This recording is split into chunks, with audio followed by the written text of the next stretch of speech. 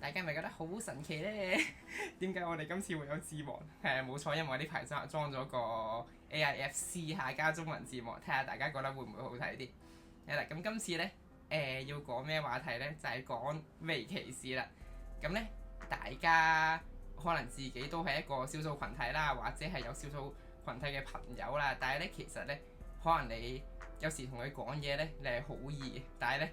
你唔覺意呢，就會令到佢唔舒服。咁如果呢，大家都驚咗呢個情況發生呢，可以睇下而家呢一條片。係啦，咁因為其實可能微歧視好多時候呢，都係發生喺親近嘅人身上嘅，反而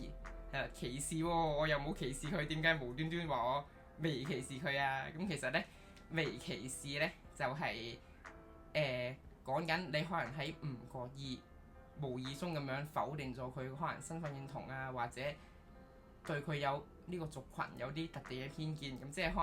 能例如我成日最常聽到例子就係、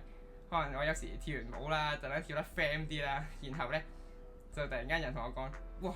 你真係跳得好睇過女人啊！嗱咁，因為呢，其實呢，微歧視呢，你可能講嗰下係好意嘅，你覺得你都係讚緊佢嘅。咁但係呢，你可能唔覺意呢，你無意中其實都將佢 set 咗係某啲佢唔認同嘅族群，或者係佢一啲唔中意嘅身份啦。咁然後佢就覺得好難受，即係可能啱啱我話人哋話跳得，哇你真係女人個女人啊咁樣，咁即係你講呢句，你背後其實你覺得即係你唔係女人，但係你跳得好好睇，你跳得好睇過女人，咁所以就會咁講啦。即係呢，其實呢，你出發點係善意嘅，即係可能你覺得你一個跨性別咁樣，你可能跳得好好睇喎，咁你我讚下你啦。咁但係有時你唔覺意冇留意清楚、諗清楚佢到底係最介意係啲咩，咁然後你就講咗出嚟，咁反而就可能會令佢難受。即係可能例如你有個可能係第二個種族啦，即係可能係南亞裔嘅朋友啦咁樣，咁然後佢係香港大嘅喎，然後你啱啱識佢，你話哇你廣東話真係講得好好啊！即係你可能嗰下你個心係想讚佢，哇你好似喺用得少呢個語言嘅情況之下，你都可以講得咁好喎，我要讚下你，等你有自信啦。咁但係人哋聽落，喂我由細到大香港大，我香港人嚟喎，即係你咁樣講，即係覺得我唔係香港人啫。咁係咯，即係呢啲情況其實好常發生。又例如好似話，即係其實大家順性別異性戀嘅女仔啦，可能都成日有呢啲情況發生嘅，即係可能話你揸車，你揸得好好，跟住然後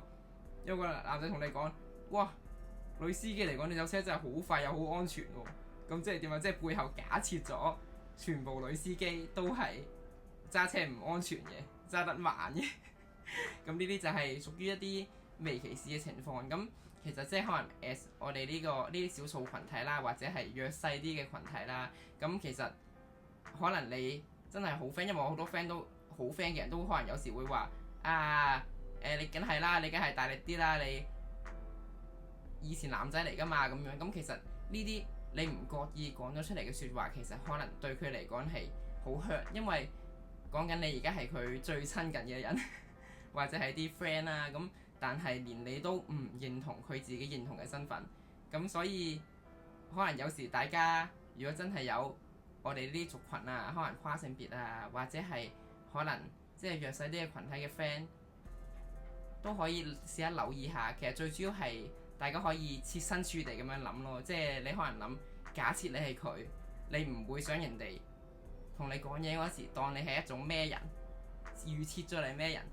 咁樣你講出嚟佢又聽得舒服啲，咁大家多啲愛，大家都開心啲。今日條片好短嘅啫，就係咁多啦，拜。